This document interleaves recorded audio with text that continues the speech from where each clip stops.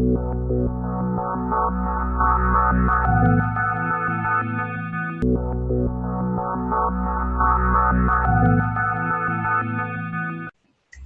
a empezar. Muy buenas tardes para todos y todas.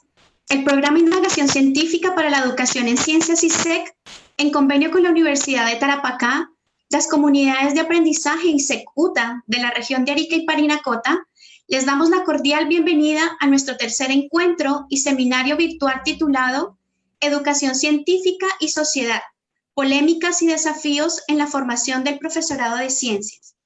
Durante esta oportunidad, tenemos el gran honor de compartir con el profesor Mario Quintanilla Gatica, académico de la Universidad Pontificia Universidad Católica de Chile.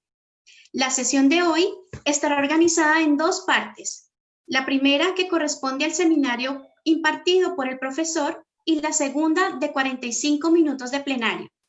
Les solicitamos, por favor, mantener silenciados sus micrófonos. Enseguida, se recordarán las medidas de seguridad.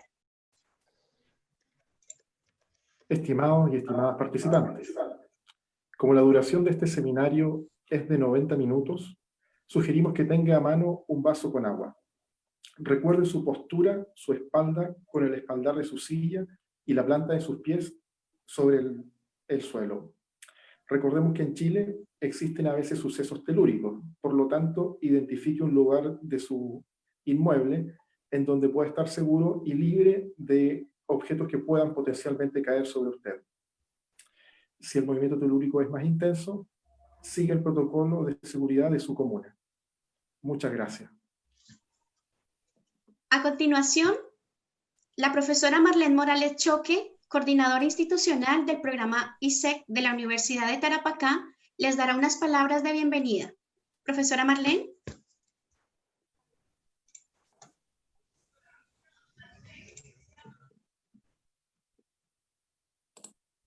Parinacota y de la región de Tarapacá, y en el marco de la comunidad de aprendizaje, me es grato darle la bienvenida a todos y a todas.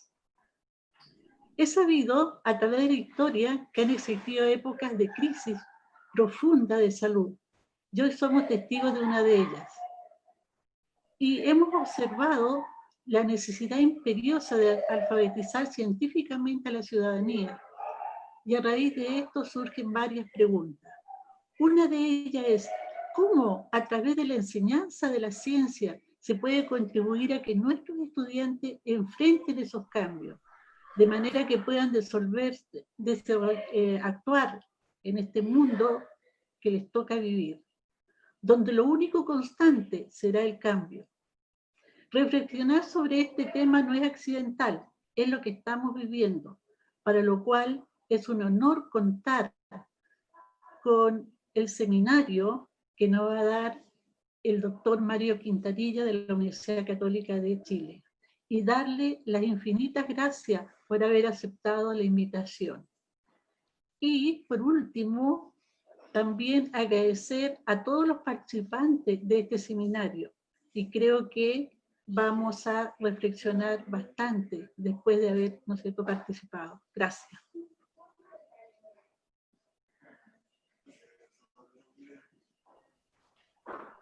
A continuación, Carlos Rodríguez Cisterna, líder regional de las comunidades de aprendizaje, dirigirá unas palabras de agradecimiento en representación de la comunidad de Arica y Parinacota.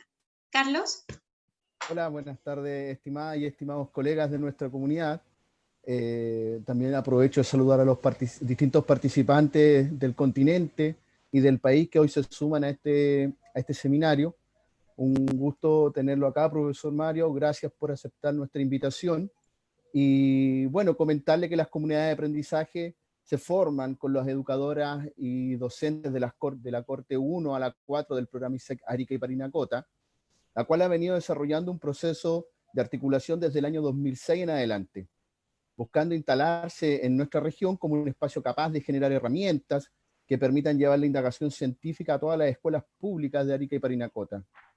Para esto nosotros hemos definido la organización de acuerdo a 3 líneas de trabajo.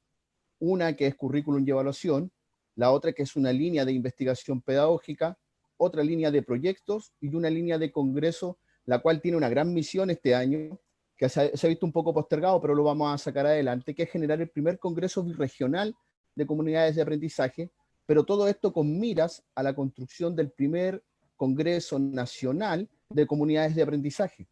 Y todo esto ha sido gestionado y trabajado con los docentes de esta comunidad. Dentro de los proyectos más ambiciosos que tenemos nosotros como comunidad es la instalación de las escuelas EISEC, o escuelas basadas en la indagación científica, que esperamos ir concretando paso a paso junto a ustedes y junto a toda la región. Gracias.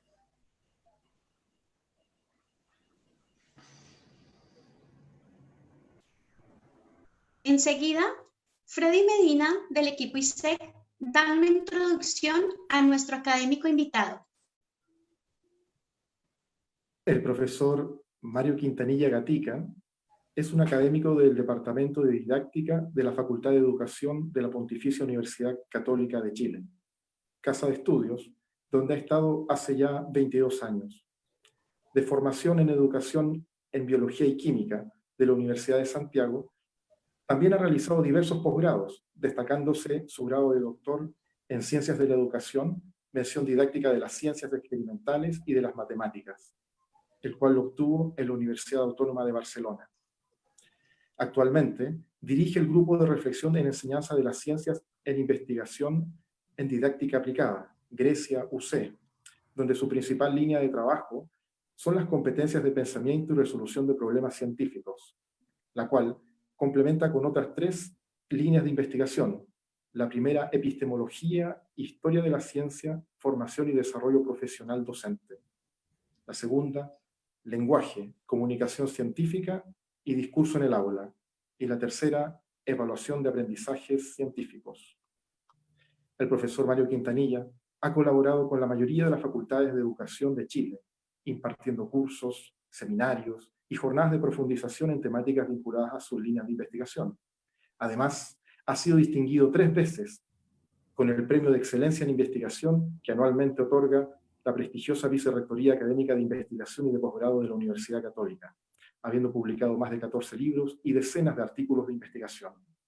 Hoy se dirige a la comunidad de aprendizaje ISEC de Arica y Parinacota, además del distinguido público de la región de Tarapacá y de otras regiones, con el seminario titulado Educación Científica y Sociedad, Polémicas y Desafíos en la Formación del Profesorado en Ciencias. Profesor Mario Quintanilla, adelante. Muchas gracias. No sé si se escucha bien, se escucha lo suficientemente bien, con una sencilla. Muy bien. Bueno, primero quiero darle las gracias por... Estupendo. Quiero darle las gracias por la posibilidad de conversar, por la posibilidad de intercambiar puntos de vista y sobre todo de detenernos un momento, ¿no es cierto?, en esta vorágine que tenemos para darle sentido a nuestro trabajo, pero sobre todo para reflexionar sobre el futuro, sobre lo que se viene, ¿eh? Y en particular quiero agradecer muy particularmente al profesor Carlos Rodríguez, que ha sido el gestor, el que ha vinculado este trabajo y esta posibilidad de estar esta tarde con ustedes. La verdad que siempre resulta fascinante conversar con los colegas. Agradezco a Freddy la presentación, me hace reflexionar lo viejo que estoy y todas las cosas que he hecho en este tiempo. Gracias, Freddy, por esa capacidad de síntesis que también ha sido muy elocuente y que también refresca mucho mi memoria. Yo he pensado en una presentación que nos convoque y que sobre todo nos dé algunas señales del momento que estamos viviendo, como lo introdujo Marlene, y de qué elementos nos parecen interesantes de discutir, de debatir, pero sobre todo de polemizar con una perspectiva de futuro. Entonces yo voy a compartir la pantalla de la presentación que tengo. Espero que podamos discutir y convocarnos con ella. No sé si se ve bien. ¿Se ve y se escucha? Lo importante es que se escuche, porque si no se ve... Profesor. Se ve y se escucha. Sí, se escucha. Estupendo. Bueno, voy a comenzar esta presentación comentándoles un poquito los contenidos.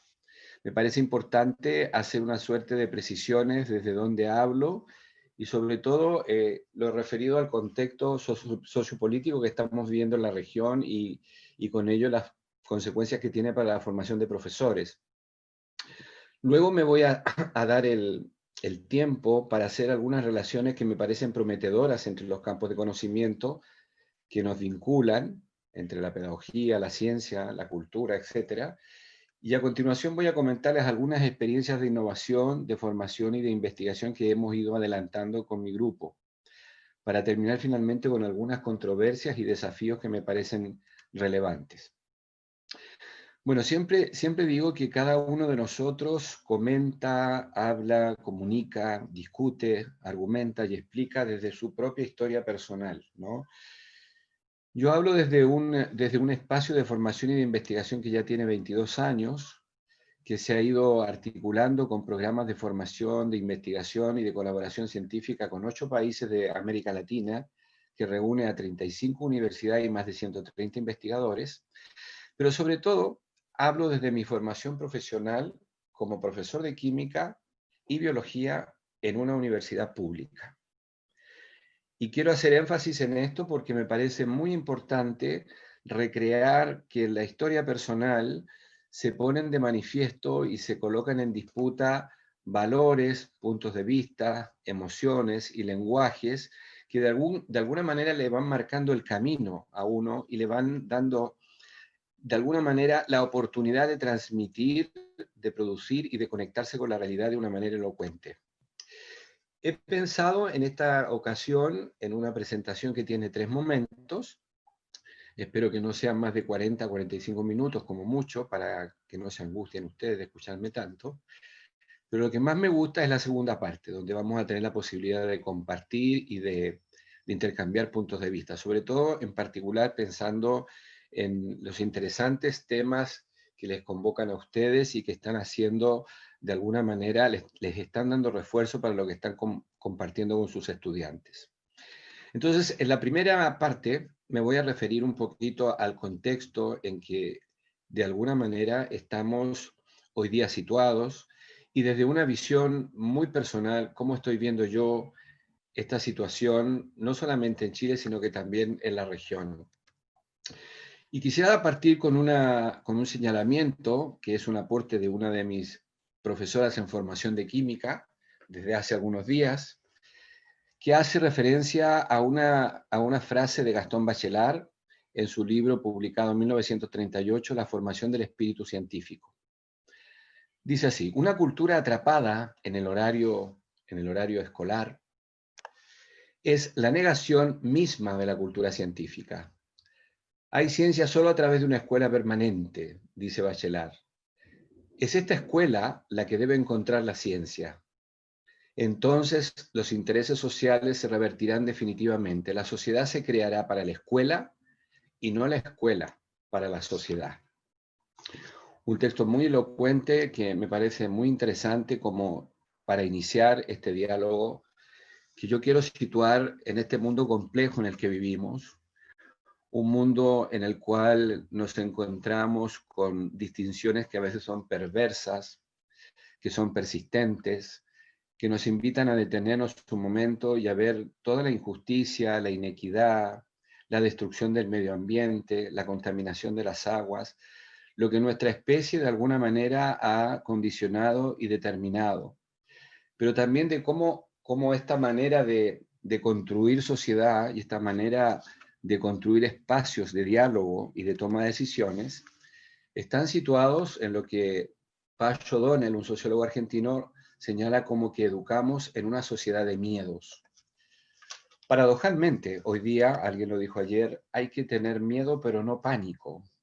Yo no sé si podemos hacer hoy día una distinción sutil entre ambos términos, pero cuando me refiero a que vivimos en una sociedad de miedos y que compartimos probablemente muchos de esos miedos, los podemos identificar y caracterizar rápidamente. Tenemos miedo a perder el trabajo, tenemos miedo al futuro, tenemos miedo a la muerte, según sea el caso, miedo a Dios, miedo a nuestra orientación sexual, miedo a estar enfermos, miedo a contaminarnos, miedo a tener hambre, miedo a estar hospitalizados, miedo a perder la pareja, miedo al divorcio, miedo a no tener hijos. Esta sociedad de miedos en la cual estamos situados, de alguna manera debiera hacernos pensar y reflexionar sobre la realidad, esta realidad que se nos manifiesta de múltiples maneras y con múltiples ejemplos, ¿no? Y esta realidad supera la ficción.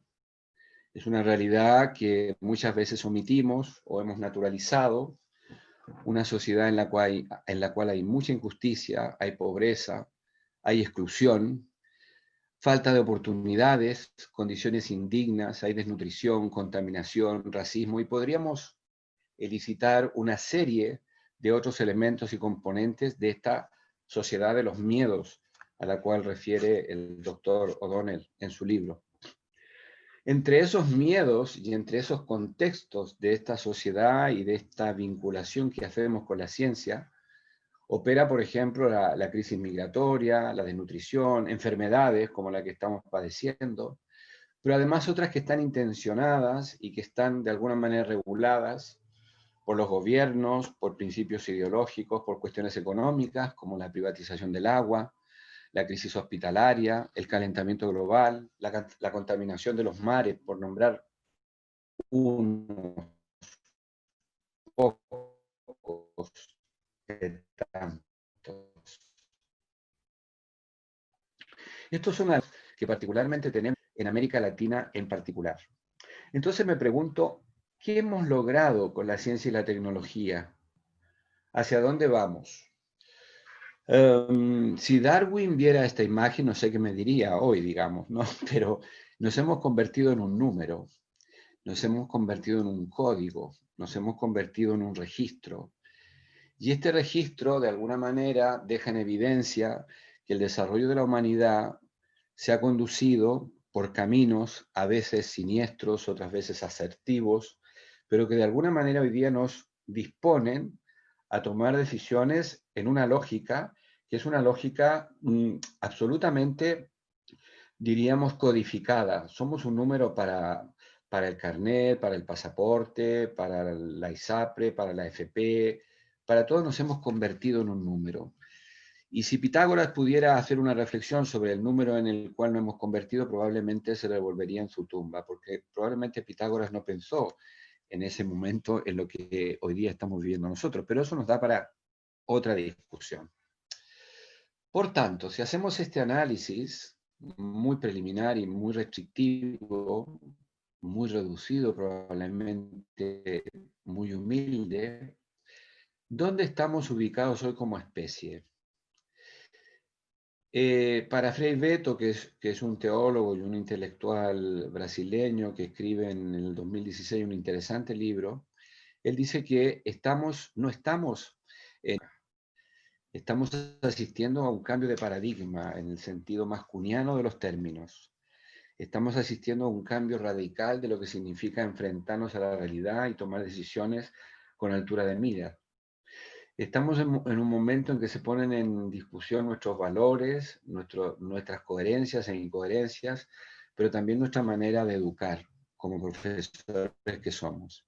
Entonces me pregunto, y con esto voy a ir cerrando esta primera parte, ¿por qué precisamos comprender, y de manera muy elocuente, comprender el modelo de sociedad en el que vivimos y compartimos a diario, para mejorar la calidad de nuestro pensamiento y con ello la calidad de la enseñanza de las ciencias en América Latina?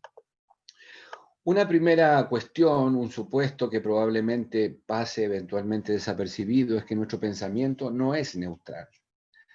Nosotros pensamos con concepciones, con sistemas de creencias que se han ido construyendo a lo largo de nuestra historia personal, familiar, profesional y laboral, con una determinada idea del mundo, una determinada idea de las relaciones entre los sujetos, entre nuestras autoridades. Pensamos y dejamos de pensar, pero siempre hay un norte, hay una ideología privada que de alguna manera conspira o nos invita a pensar cada día en lo que hacemos. Pero por otra parte, también los contextos políticos son decisivos cuando tenemos que aprender a comprender el conocimiento científico que enseñamos. el acceso a las oportunidades, el acceso a los recursos. La dinámica de las comunicaciones cambia permanentemente. Inclusive el concepto de democracia es un poquito hoy día cuestionado, más que cuestionado. Nos invita a repensar efectivamente si nuestros derechos y nuestros deberes de alguna manera están conectados de manera permanente o incidental en nuestro día a día. El neoliberalismo nos llevó a naturalizar los disvalores. Pareciera ser que es absolutamente normal que nos estafen, que nos roben. Pareciera ser normal que la soberbia, el egoísmo, la codicia, la vulgaridad se hayan apoderado de nuestra relación con el otro, con el medio ambiente. Y si no lo omitimos, al menos lo evadimos en general y de manera natural. Pero también se modifican las dinámicas de gestión y las dinámicas de decisión sobre el conocimiento científico, y la alfabetización formal e informal se ha extendido con variadas formas y diferentes protocolos, como el que estamos viviendo hoy día, ¿no? Tenemos una plataforma virtual, y esto también de alguna manera nos invita a repensar los métodos, los instrumentos, las finalidades de la educación científica que estamos promoviendo.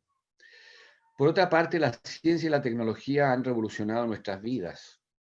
No voy a insistir con el tema porque lo escuchamos durante todo el día, ¿no? Pero, además, y este es un tema muy sensible, es un tema muy, yo diría, delicado, la universidad se ha asociado con sistemas y políticas de producción, así como con modelos de negocio que tienen también a veces consecuencias, a lo menos algo perniciosas para quienes integran estas instituciones. Con este panorama que, insisto, quiere ser un poquito provocador en esta conversación, en América Latina hoy día me parece tremendamente importante, tremendamente relevante, tremendamente elocuente que seamos capaces de comprender la producción del conocimiento, pero desde una perspectiva social, política y pública. Esto nos hace, me parece, de alguna manera nos genera una invitación a repensar no solamente nuestras prácticas de enseñanza, sino que también la manera en que convivimos con el otro, la manera en que nos relacionamos con el otro, la manera en que comunicamos al otro nuestras emociones, nuestros valores, nuestros aportes, y también la humildad intelectual que de alguna manera debe ser, yo diría, un bastión para reconfigurar todo lo que hacemos en el día a día. Por otra parte, comprender la complejidad de la enseñanza y el aprendizaje de las ciencias en este mundo contradictorio, de miedos, desigual y controvertido en América Latina me parece que es un tremendo desafío, tanto en la formación inicial como en la formación continua de profesores. Y finalmente, ¿no es cierto?, comprender este papel social, político y cultural de la ciencia en América Latina, me parece que es un tributo a ser mejores profesionales y a tener un papel mucho más protagónico en lo que son las decisiones en políticas públicas, decisiones sociocientíficas sobre el medio ambiente, sobre la paz y sobre la democracia. Pasemos a la segunda parte. Algunas polémicas en la formación del profesorado que me parecen interesantes. Voy a partir con esta idea de que hemos naturalizado estas incoherencias y que tributo a esta primera parte de la presentación que he culminado recientemente. Y cito una frase de uno de los que ha sido mis profesores, colega, el doctor Juan Ignacio Pozo, donde dice que los sistemas educativos han respondido más a una lógica selectiva que formativa, más a una lógica de exclusión que de inclusión, en todos los aspectos que podamos imaginar. Si esto es así, vamos a darnos cuenta que nuestro discurso, y esta es una cuestión muy polémica, que yo la planteo de manera todavía muy discreta, entre el conocimiento que tenemos sobre la educación científica. Nos hemos formado, la mayoría, nos hemos formado y deformado probablemente en un paradigma que tuvo su auge en los años 50, 60 en Norteamérica con los estudios de la psicología de Skinner y Watson, y hoy estamos, pareciera ser, caminando hacia un paradigma constructivista. Pero esta coexistencia de significados nos genera de alguna manera discusiones, incoherencias, inconsistencias en los modos de pensar, de hacer y de comunicar nuestras decisiones y nuestro trabajo cotidiano. Por otra parte, también los sentidos en que se gestiona y se administra la educación científica responden en general a la coexistencia entre lo que son las evidencias cuantitativas que nos pide la institución, digamos, procesos de acreditación, CINCE, PSU, etcétera, y las evidencias cualitativas que son más complejas de evaluar, de identificar y de caracterizar.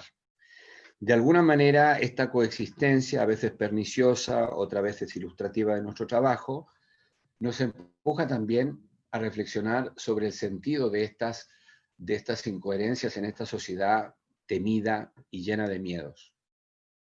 Por otra parte, hay una visión del profesorado sobre la enseñanza de las ciencias, en particular, que responde a esta lógica tradicional de la instrucción, ¿no? De la transmisión de conocimientos. Entre paréntesis, de manera discreta y muy poco académica, diré que no estoy inventando la mayonesa con esto. Sin embargo, estoy utilizando algunos registros que me parecen interesantes, que están en nuestro codo a codo cotidiano, pero que me parece importante que las pueda elicitar porque son polémicas a la hora de tomar decisiones. Debe haber una coherencia entre lo que pensamos, lo que hacemos y lo que decimos. Y esta coherencia se pone en discusión, en debate, a la hora de no tener claridad en estas categorías que estoy compartiendo. Voy a poner un ejemplo que me parece interesante y que forma parte de algún proyecto de trabajo en escuelas y que tiene que ver con la evaluación de aprendizaje. La evaluación en su sentido más estricto siempre está ligada a la calificación, está de alguna manera ligada a la idea de competitividad, a la idea de jerarquización. Sin embargo, en el paradigma que nos movemos hoy día, que son las tendencias internacionales en determinadas condiciones y ambientes de producción de conocimiento y de enseñanza, lo que interesa es el desarrollo del pensamiento y no solamente la ubicación en una escala de notas de lo que hacemos o de lo que de alguna manera concluimos en el aula. Entonces, un ejemplo que me parece interesante y que también es otro aporte de una de mis estudiantes del curso de didáctica de la química que estoy impartiendo, donde la evaluación y la calificación se centra en la medición de las capacidades de los estudiantes para asignar puntajes. Esto es una cuestión tradicional que sigue estando en crisis. Tenemos nuestra crisis nacional sobre la PSU, sobre el CINCE, que son muy polémicos, que son complejos de abordar, de discutir y que requieren un trabajo muy acucioso, no solamente desde el punto de vista económico y práctico, sino que desde el punto de vista también teórico. ¿Qué finalidad tengo yo con la evaluación para un mundo cambiante, contradictorio y con estas incertezas que estoy compartiendo, para tener ciudadanos de futuro que puedan pensar, actuar, decidir, intervenir y transformar el mundo? Y estas ideas favorecen algunas ideas como que evaluar es fácil, sobre todo en materias de ciencias, donde habitualmente lo que evaluamos son signos, fórmulas, cálculos, mediciones, gráficos, procedimientos, y donde el fracaso es inevitable, dicen algunos profesores, porque la ciencia no está al alcance de todos. Cuestión, por supuesto, que yo no comparto. Y aquí tengo algunas evidencias de algunos registros etnográficos de algunas de mis investigaciones que dejan en evidencia justamente esta contradicción y esta lógica que me parece por lo menos interesante de discutir y de analizar. Son frases de profesores de colegios normales, de distintos tipos de colegios, privados, particulares, religiosos, laicos, de Santiago, de provincia, del norte, del sur, y he seleccionado algunas de estas frases que me parecen muy elocuentes, donde de alguna manera me pregunto qué hay detrás de estas frases en el discurso del profesor de ciencias. ¿Qué es lo que intenta de alguna manera elicitar con este tipo de cuestiones, ¿no? Obtuvo un 7 en el examen de física, es un excelente alumno. Son tontos, ninguno respondió correctamente a la pregunta. Estaban felices por las notas en el informe de biología. En fin, no las voy a leer todas. Si no se callan, les pondré un 1 en disciplina. Un profesor de química. Les fue muy bien. Pasaron todos de curso. Les fue mejor a los niños en el examen de matemática. Los colegios públicos tienen pésimos resultados en química.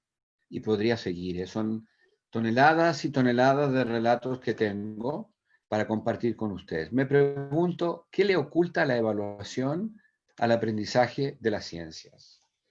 Entre otras cosas, autoritarismo, androcentrismo, clasismo, positivismo, una visión restrictiva acerca de la naturaleza del aprendizaje, incluso definiciones instrumentales de lo que es la inteligencia, la creatividad y el talento. Pero también oculta indiferencia, control, vigilancia, despotismo. Y estas cuestiones, de alguna manera que están instaladas en nuestro discurso, contribuyen de una manera discreta o a veces intencionada a que nuestros instrumentos y nuestras estrategias de evaluación estén en esta permanente, diríamos, discusión o tensión entre lo que nos parece que es reproducir el sistema instalado, vigente, asumido, de objetivar el trabajo versus el desarrollo del pensamiento con una lectura de la ciencia en la escuela que sea más comprensiva, que sea más interesante para los alumnos, con retos intelectuales valiosos que les inviten a pensar, a promover la argumentación, la explicación, la justificación, a interpretar el mundo con teoría y a tratar de intervenirlo para transformarlo. Estos elementos que estoy compartiendo hoy día con ustedes de manera muy discreta y que forman parte de múltiples investigaciones, algunas de las cuales se las iré comentando, me llevan a plantear entonces dos ideas problemáticas, polémicas. En la clase de ciencia, ¿la evaluación es un producto del sujeto que aprende? ¿O en la clase de ciencia lo que nos interesa es tratar de entender cómo se desarrolla el pensamiento en ese sujeto que aprende y en el caso nuestro como sujetos que enseñamos? ¿Cómo estamos pensando lo que estamos enseñando con una finalidad que no comienza ni termina con la aplicación de un instrumento de medición? Esto es un trabajo para largo plazo. Entonces, si tenemos este contexto, tenemos estas incidencias y este naturalismo aplicado al cotidiano, algunas cuestiones que me parecen interesantes de compartir con ustedes tiene que ver, de alguna manera, con identificar en la formación inicial y permanente del profesor algunas dimensiones, algunos modos, algunos tratamientos, algunos sistemas de creencias que les hacen pensar, por ejemplo, que el énfasis ha de estar dado en los procedimientos, en los instrumentos y en las teorías de la ciencia, que sería una visión absolutamente teórica y conceptual desvinculada del mundo. Pero también conocer nuevos métodos, estrategias, experimentos, problemas, que sería una mirada instrumental del conocimiento, desprotegida de la teoría. Pero por otra parte también identifican y caracterizan decisiones y prácticas de aula desde una perspectiva utilitaria. Aquí estaría la evaluación como producto. Y la transmisión de conocimientos que son necesarios, que son obligatorios, según orientaciones oficiales. Estos conocimientos necesarios u obligatorios, según orientaciones oficiales, pueden ser funcionales o pueden estar situados en un currículum explícito que también son muy políticos. Nos dejan una parte del trabajo sin realizar, que es la decisión real que el profesor toma en el aula. Pasamos a la tercera parte. Otra sociedad es posible. ¿Cuáles serían los desafíos bajo este diagnóstico inicial, que, insisto, es muy restrictivo, pero nos permite de alguna manera debatir y encontrar algunas reflexiones que nos parecen interesantes? Me pregunto, por ejemplo, ¿cuál es el valor de las teorías, de las experiencias y de los lenguajes para asumir la complejidad de la enseñanza de la ciencia en diferentes contextos? contextos geográficos, contextos sociales, culturales. Podemos colocar muchos elementos que tienen que ver con la cosmovisión que tienen nuestras comunidades ancestrales sobre el ambiente, sobre el agua, sobre el mar, sobre el firmamento, pero también cómo operan nuestros sistemas de creencias. Fíjate tú, lo discutíamos con mis estudiantes el otro día en clase, ¿no? Sobre la distinción entre ser objetivo y ser subjetivo para enseñar ciencias. Dos términos que filosóficamente son muy complejos y que sin embargo nosotros, en nuestra mirada un poco estereotipada del conocimiento científico, la utilizamos incidentalmente sin hacer una mayor reflexión teórica sobre ellos. Introduzco esta última parte con una frase de Paulo Freire, un tremendo educador latinoamericano. Enseñar no es, dice él, transferir conocimiento, es crear las posibilidades para su producción o su construcción. Quien enseña aprende al enseñar y quien enseña aprende al aprender. Entonces, ¿cuál sería ese desafío? ¿Cuál sería ese reto intelectual desde una perspectiva de formación inicial o permanente? Y digo mañana en términos metafóricos, ¿no? No lo puedo decir de otra manera. Un profesor, un estudiante que le dé sentido a algunos fenómenos y problemas del mundo real, que sea capaz de modelizar el conocimiento, de encontrarse con el conocimiento y que el conocimiento tiene sentido y valor para entender el mundo. Un profesor y un estudiante que toma contacto con productos y procesos intelectuales valiosos de la ciencia. Estos días estamos escuchando cuestiones como el hipoclorito de sodio, como el amonio, en fin, como el alcohol gel, y se dicen distintas cosas y nos damos cuenta que somos especialistas en la materia, que hay autoridades o personas del mundo de la civilidad, etcétera, etcétera, que no controlan bien los constructos teóricos y sin embargo toman decisiones. Tenemos un presidente de Norteamérica que en algún momento invitó a sus ciudadanos a beber hipoclorito de sodio y se murieron más de 1.500 personas. Bueno, ese tipo de cosas me parecen que son tremendamente terroríficas, pero al mismo tiempo nos invitan a un desafío para que este conocimiento de fórmulas, signos, definiciones, estén impregnadas de este mundo de la cultura científica que queremos intervenir y transformar. Hay otro elemento, ¿no es cierto?, que los estudiantes y los profesores valoren la actividad científica desde una perspectiva social. Todo lo que significa hoy día el campo metateórico de los elementos sociocientíficos, ¿no es cierto?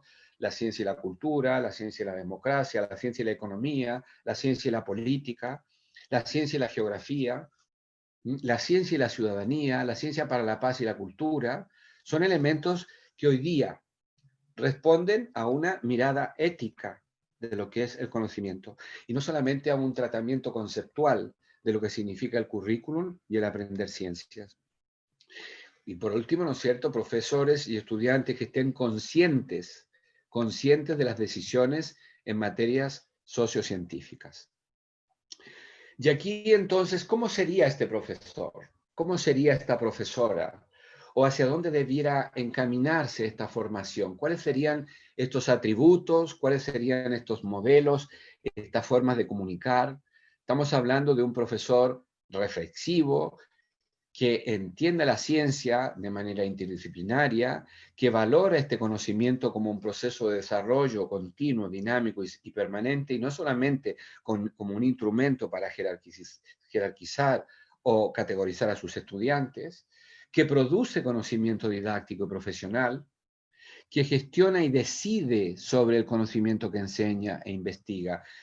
No es solamente un rol asumido, es también un rol deseado de lo que le gustaría que sus estudiantes ejecutaran, discutieran, debatieran, argumentaran en el aula.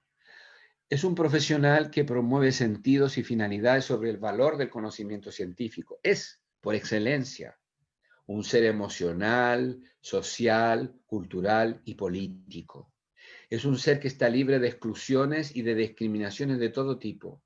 democratiza las decisiones educativas y reconfigura realidades, y vincula la ciencia con la sociedad, con la ciudadanía y la cultura.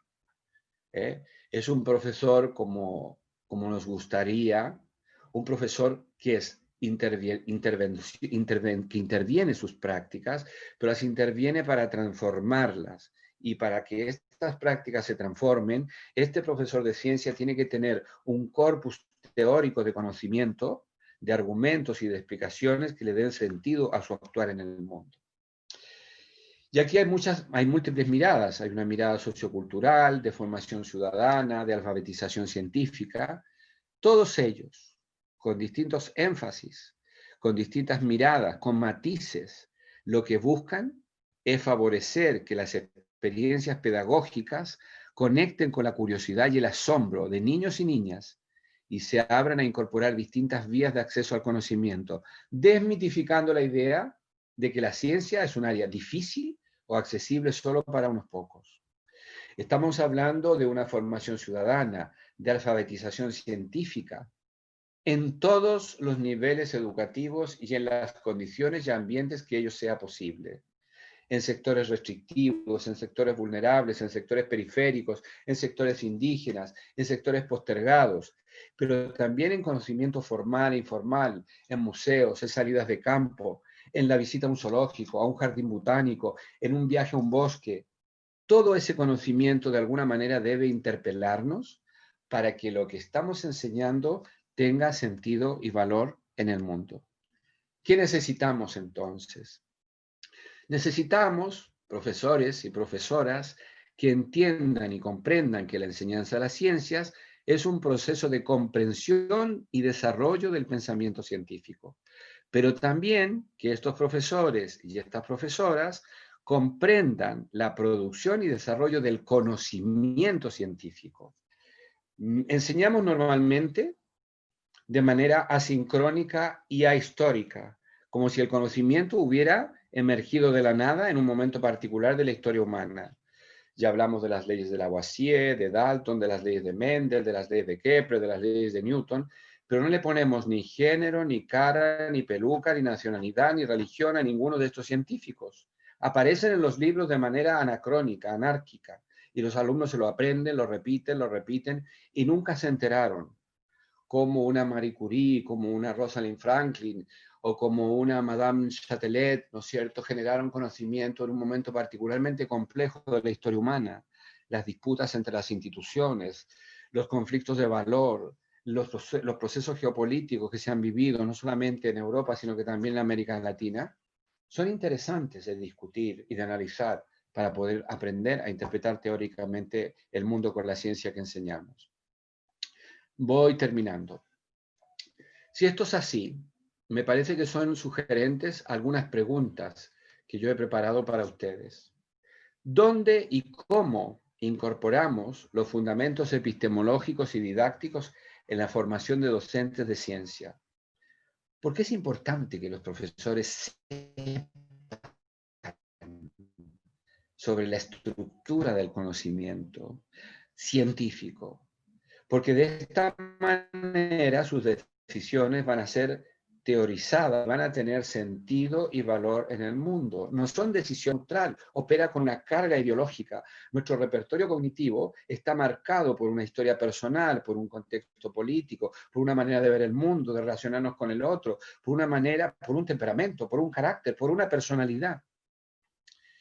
Y entonces, ¿cómo otorgamos autonomía a este profesor para que gestione el conocimiento en condiciones y ambientes laborales y sistemas de creencias arraigados? Que la ciencia es infalible, que la ciencia es objetiva, que no cambia, y si cambia, cambia de manera radical. ¿Cómo hacer que los diferentes modelos de formación de docentes sean oportunidades, y yo lo marco, oportunidades y estrategias de resistencia al modelo de sociedad impuesto en América Latina y que está en una tremenda crisis evidente? Vemos la cantidad de muertos, la falta de condiciones de salud pública en América Latina, la manera en que algunos líderes están entendiendo esta pandemia a expensas de la muerte, de la injusticia y de la vulnerabilidad de las personas. Esto es conocimiento científico. Y esto hay que enseñarlo a producir estas reflexiones para que los estudiantes también se apropien de esta teoría y en el día de mañana sean ciudadanos protagonistas activos de estas intervenciones y de estas transformaciones. Un poco lo que están haciendo ustedes, ¿no? Con todo este trabajo tan bonito y tan elocuente, cómo promover el desarrollo de comunidades científicas de aprendizaje profesional que de alguna manera, con matices, desenmascaren este modelo de sociedad y por qué deberíamos hacerlo. Y cómo y por qué promover la formación política de los profesores de ciencia. Hablo de entender el mundo desde una perspectiva, no estoy hablando de política partidista, esto es otra cosa. ¿Para qué finalidades el profesor debe tener un componente racional sobre la definición del mundo, sobre los bienes y servicios, sobre los derechos, sobre los deberes, sobre su participación en la construcción de una sociedad, y no solamente para ir a votar cada 4 años? Esto implica que nosotros tenemos algunos desafíos que me parecen muy interesantes y prometedores. Promover condiciones y ambientes para la enseñanza y el aprendizaje que problematicen la realidad de América Latina. Diseñar y promover clases de ciencias como una actividad científica que estimula el desarrollo de competencias de pensamiento científico. Argumentar, explicar, justificar, observar, describir, formular problemas, responder preguntas. Enseñar a identificar y caracterizar el conocimiento científico con problemas del mundo real, como los que yo he comentado. Calentamiento global, transgénicos, pandemia, etc. Y rediseñar el currículum. Esto ha sido una tremenda experiencia que viví en Canadá y en Finlandia hace algunos años, donde la formación de profesores es alucinante porque en vez de ser profesores de química y ciencias naturales, de física y ciencias naturales, son profesores de ciencia y literatura, de ciencia y de historia, de ciencia y arte, y por lo tanto tienen y tengo muchas anécdotas, a lo mejor en la conversación les puedo comentar algunas, que son muy sabrosas sobre esta formación de profesores y que realmente son muy motivadoras para el desarrollo y el futuro. Creo, me parece, que fortalecer y promover nuestros congresos, como las actividades que hacen ustedes, que me parecen muy interesantes, nuestros congresos regionales, nuestras líneas de investigación, nuestras publicaciones, promueven una identidad y un sentido de pertenencia a una comunidad de investigación latinoamericana en educación científica. Y me parece que ese es nuestro mayor desafío, el sentido de pertenencia y de identidad. Somos una cultura mestiza, qué duda cabe. Somos una cultura que ha de alguna manera integrado o desintegrado, depende del punto de vista como lo veamos, valores, emociones, lenguajes, cultura e historia de diversa naturaleza. Tenemos que rescatar esa identidad y tenemos que vincularla con la ciencia y con la naturaleza de la ciencia que enseñamos. Me parece que es importante que bajo esta perspectiva entendamos que la ciencia que se ha construido es una ciencia de hombres y mujeres. No es una ciencia solamente eurocéntrica y androcéntrica, es una ciencia de hombres y mujeres. Y aquí les voy a contar algunas experiencias que hemos desarrollado, y con esto voy terminando, porque creo que ya me he pasado, no, estoy justo en el tiempo, según mi reloj, que creo que está a la hora. Algunos proyectos que hemos desarrollado en el laboratorio, ya son 22 años, ¿no? Todos estos materiales que son parte de proyectos, que son publicaciones, ustedes los pueden descargar sin ningún problema del sitio web de nuestra plataforma.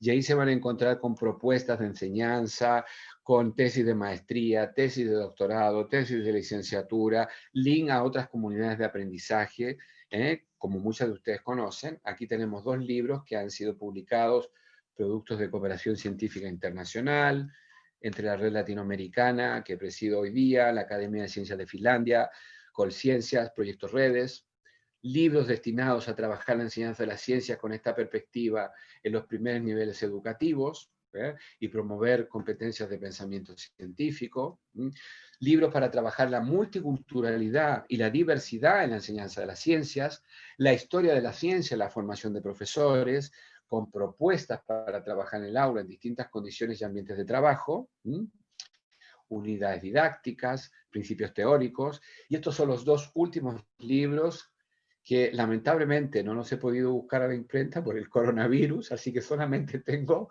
la portada digital de los libros, pero espero en algún momento poder recuperarlos, que son parte de un proyecto de cooperación internacional entre la Red Latinoamericana de Investigación y Enseñanza de la Ciencia y la Academia de Ciencias de Finlandia. Inclusión digital y enseñanza de las ciencias, todo lo que estamos viviendo con un proyecto que desarrollamos que terminamos el año pasado, durante 7 años, con la Academia de Ciencias de Finlandia, y que nos permitió publicar, me parece, no quisiera ser injusto en este sentido, pero el primer libro sobre el papel de la mujer profesora y de la mujer científica en América Latina. Es un libro que yo quiero mucho porque costó 2 años en producirlo y que recoge experiencias de investigación de profesoras de Argentina, de México, de Brasil, de Colombia, de Chile, de Finlandia. Está a su disposición para que lo puedan descargar. Bueno, me quedo con esta última fotografía porque el coronavirus no nos permitió viajar a Colombia este año para nuestro 5º Congreso Latinoamericano. Ese lo desarrollamos en febrero del 2018 y reúne a toda la comunidad latinoamericana de enseñanza de las ciencias. Y me parece importante porque creo que Mandela era muy, diríamos, visionario cuando en su momento dijo que la educación es el arma más poderosa que puedes usar para cambiar el mundo. Y esto sí que es un regalo, y también es un poco de vanidad, debo ser honesto. En septiembre del año pasado cumplí uno de mis sueños, que era visitar la casa de Niels Bohr en Copenhague, producto de mi proyecto sabático, y me imaginaba a este señor Niels Bohr, que tenía pésimas notas en matemáticas, según cuentan sus historiadores, porque tuvo, según él, muchos profesores de matemáticas que le aburrían. Me imaginaba caminando por su jardín y conversando con Heisenberg a propósito de la teoría atómica, ¿no? Y eso les quería dejar esta tarde. Y gracias por haberme escuchado. Ahora, encantado de charlar con ustedes. ¿Estamos bien?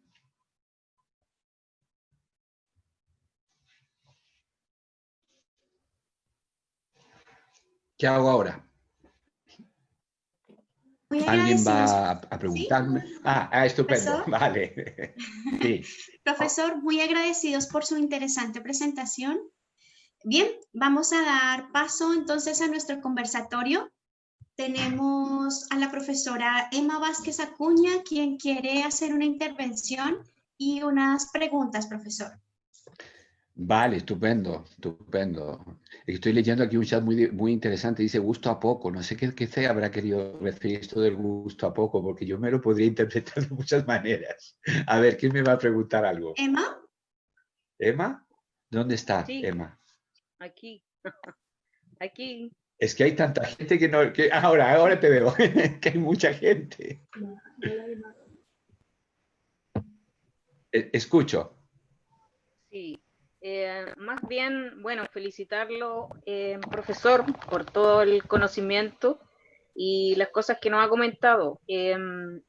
Para mí siempre una inquietud, porque yo trabajo en el mundo rural con comunidades aymara, es que las culturas ancestrales tienen mucho que aportar en cuanto a conocimiento y tecnología. Tal cual, tal cual. Y siempre he sentido que la ciencia que ellos han desarrollado y la tecnología ha quedado en un segundo plano, que no se considera por lo general en el currículum, a pesar que hay algunos intentos por ahí.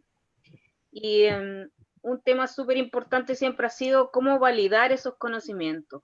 Es decir, se los puede llevar al aula, trabajar con ellos, pero al momento de validarlos, esa es mi inquietud. ¿Cómo podemos hacer para validarlos? Vale. Vamos dialogando así uno a uno, ¿no? Me parece que se puede hacer, ¿verdad? ¿Todavía? ¿Sí?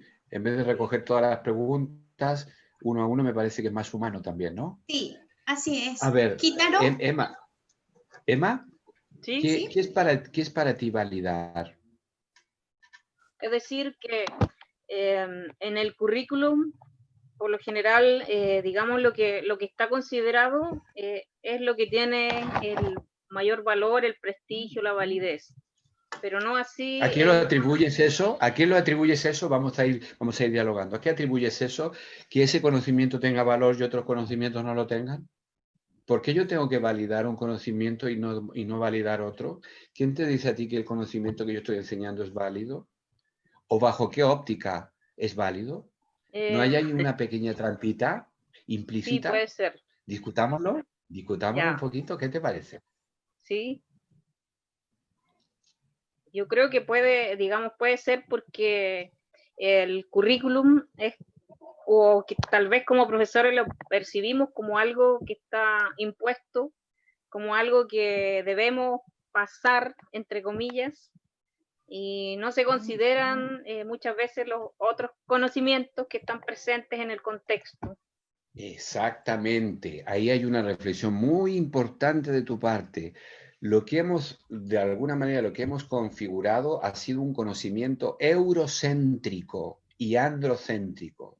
Toda nuestra currícula en general es una currícula eurocéntrica, ¿ya? Y es natural que así lo sea, porque, bueno, natural entre comillas, ¿verdad? Porque nuestro conocimiento republicano sobre la ciencia y la tecnología comienzan en 1810, comillas, cierre de comillas, ¿ya? Si tuviéramos que colocarle una fecha, un hito. Pero ese conocimiento ancestral es muy anterior. Es decir, cuando se produce el encuentro, ese encuentro de las culturas, ¿no es cierto?, europea y latinoamericana, ¿no? En América Latina, mayas, aztecas, incas, mapuches, ona, ya tenían resueltas muchas cosas con respecto a las enfermedades, a las tinturas de las momias, a las plantas, a las semillas, a los colorantes. ¿Dónde está ese conocimiento?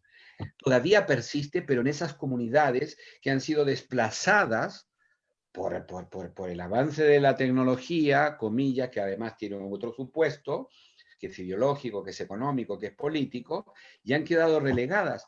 Pero ellos no necesitan validar su conocimiento, porque tiene centurias ese conocimiento. Sería, diríamos, muy audaz de mi parte que yo quisiera validar un conocimiento que por sí mismo tiene valor, porque el conocimiento tiene valor, no tiene precio. Ahí hay una distinción paradigmática que también se aplica a la educación. La educación no tiene precio, la educación tiene valor.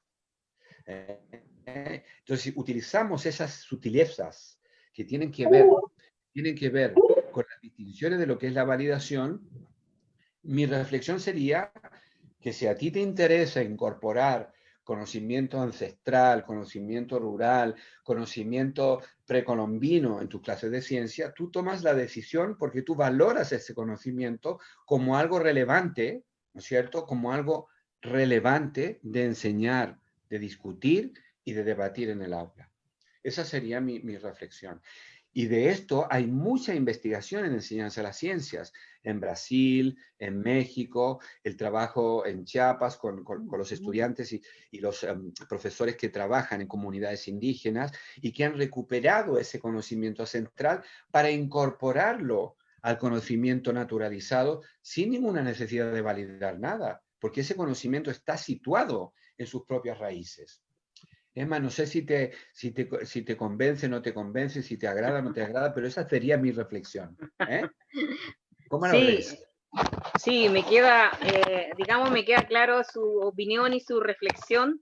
De todas maneras, aunque usted me hubiese dicho que no, lo haría igual. Pues jamás te habría dicho que no, te equivocaste conmigo. Así que muchas gracias, le agradezco. De nada, Emma. La reflexión y el aporte. Muchas gracias a ti. ¿Alguien más? No sé, ¿alguien está moderando esto? No sé cómo es. Sí, Kitaro, ¿tú tenías una pregunta? Silencio total. Recuerden que las preguntas son sin nota, así que pueden preguntar lo que quieran. No tiene nota la pregunta. También tenemos a Roberto Parra. Roberto, mira qué bueno. Tiene un problema con su audio. Roberto. No, bueno, que estuvo buena la charla y que al final una de las cosas que sale en el diapositivo es algo que por lo menos los que me conocen saben que he podido de a poco estar mezclando lo que es la parte ciencia, biología, con el arte, ¿verdad? Y que lamentablemente en lo que es la formación, ¿ah? Como de profesores, ¿cierto? Eso no se tiene a veces tan considerado, especialmente, voy a ser bien directo, bien crítico, que algunas personas que están hablando de esto de educación están confinadas por ellos mismos dentro del ámbito universitario y hace más de 15, por decir algo, años, que ya es mucho, no se han acercado a un establecimiento educacional. Entonces, hablan de cosas muy amplias, Bien. pero a veces estos elementos que están y que uno trata de hacer un Quijote, a veces no lo consideran, porque algunos todavía muy retrógrados dicen la ciencia y el arte lo conjugan.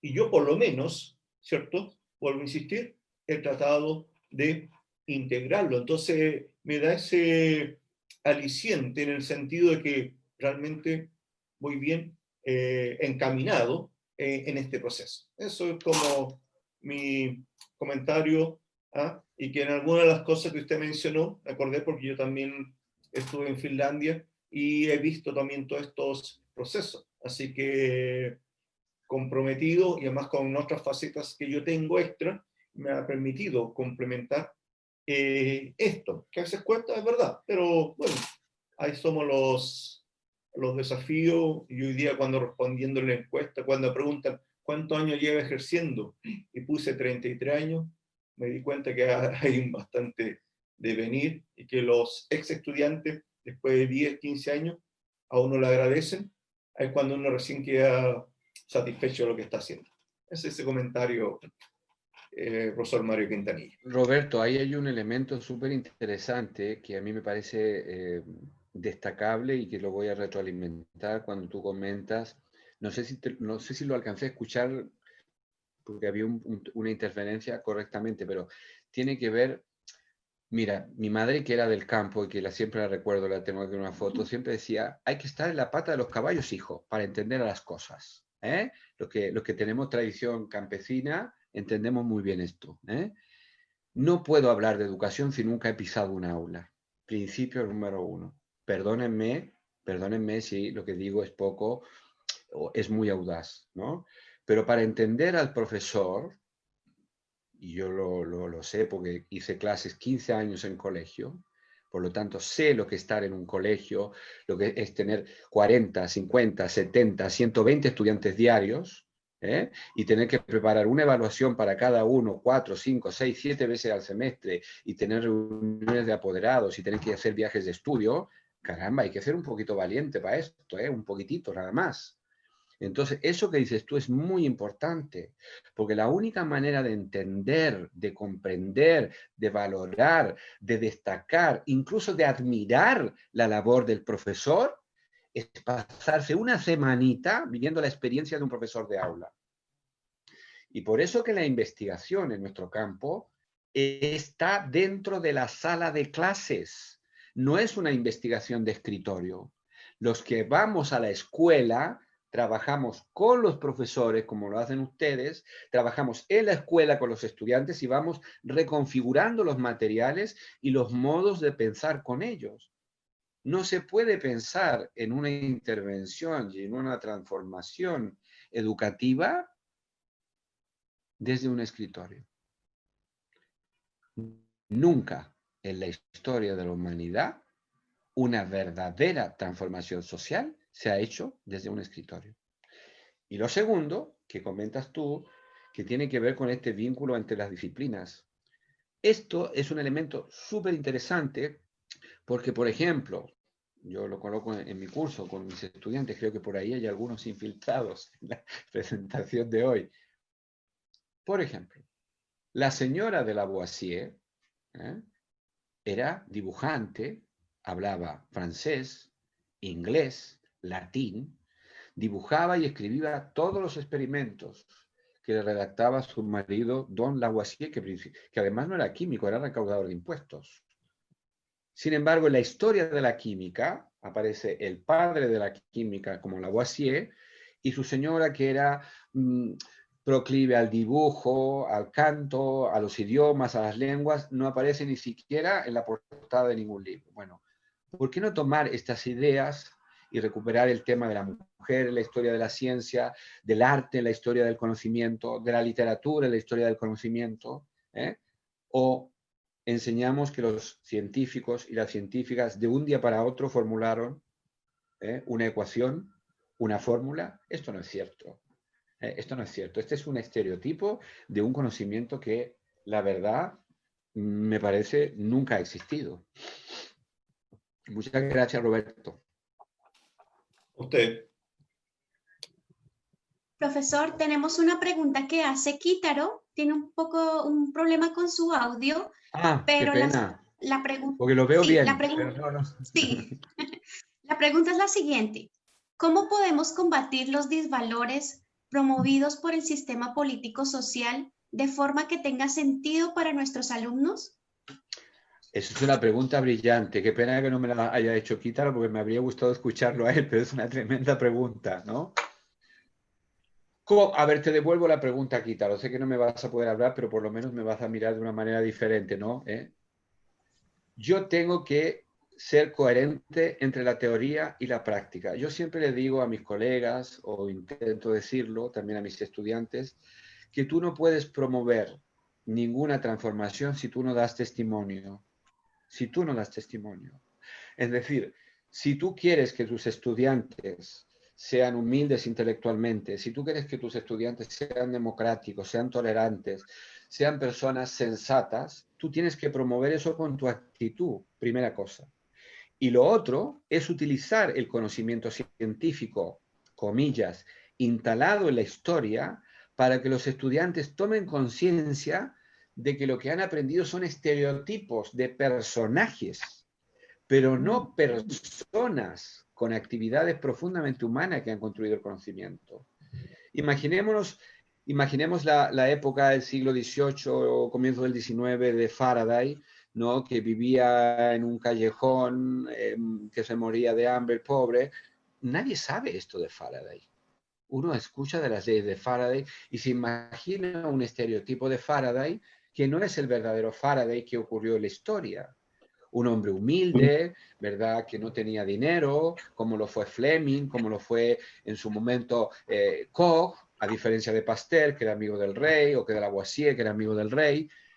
Entonces, utilizamos ese conocimiento con lo que se llama, esto puedo decir para otra charla futura, porque esto ya sería un taller, episodios paradigmáticos en la historia de la ciencia, donde yo recreo esos ambientes, Kitaro, recreo un ambiente paradigmático de un momento particular que yo quiero destacar y pongo en discusión los valores y disvalores de la época y los traslado a la época en la que vivo. ¿Dónde se está viviendo esto? ¿Dónde se ve la arrogancia, la avaricia, la codicia? Aquí en este episodio histórico. Y los estudiantes se descomponen un poco, se desfiguran un poco, pero aprenden a entender que esas personas pues también tenían conflictos, también tenían problemas. Es decir, el conocimiento tiene registro de género, relación, geografía, época, disputas. Esa sería, porque tú me preguntas por el cómo, que sería la metodología, la actividad concreta. Y de esto encuentras en la página web muchas experiencias que hemos desarrollado, algunas más logradas que otras, Pero si te interesa, me puedes escribir a mi correo y podemos seguir después charlando. Fantástico, para darte algunas otras pistas. Estamos aquí como con las películas de Chaplin, ¿no? En la primera etapa. Profesor. ¿Sí? Marianela. Hola, sí. ¿Cómo está? Hola, Marianela. Interesante la exposición y allí nace cómo las universidades han formado más que a profesores, a investigadores. Entonces, cuando estos chicos salen a los colegios a trabajar, se pegan con la muralla, porque claro, o sea, han tenido por lo menos la experiencia de algunos profesores de la universidad acá y que nosotros siempre lo hemos dicho o sea, se lo hemos dicho a la universidad, lo que hay que formar son profesores, y profesores con el espíritu de el trabajo colaborativo. Y allí donde cae mi trabajo colaborativo con mis colegas de ciencia, de arte, de música, de educación física. Porque así se construye el conocimiento. El conocimiento me parece que no va determinado en un área. Y eso es lo que, bueno, estamos tratando de hacer en la comunidad, y creo que también tratamos de hacerlo los que hacemos ciencia. Yo por lo menos yo hago ciencia. Yo trato de manifestar a mis colegas que de la única forma de que podamos lograr un aprendizaje significativo para mis alumnos es que no sea solamente, aprendí esto en ciencia o aprendí esto en historia. La historia, por ejemplo, de los personajes o de los científicos que te habla, tiene que tener esa emoción para el niño. O sea, por eso es sumamente importante hoy día este trabajo colaborativo. Yo no sé cómo usted ve ese trabajo colaborativo, si se está haciendo en los colegios, ¿cómo lo ve? Marianela, es una súper reflexión, que tiene varios vértices, diría un geómetra, tiene varios vértices, ¿no? Pero a ver, una cuestión importante en este tipo de trabajo me parece que es construir espacios en interfaces, que es un poco lo que hemos venido haciendo en estos 22 años, ¿no? Con el grupo. ¿Qué significa trabajar en interfase? Significa que el profesor del curso de didáctica de la biología, voy a suponer, ¿no? Un curso X, tiene un grupo de estudiantes en el cual algunos destacan más que otros, por distintas razones, por razones de carácter, de temperamento, de motivación al curso, etc. Ese estudiante en el curso que sigue se transforma en ayudante de ese profesor.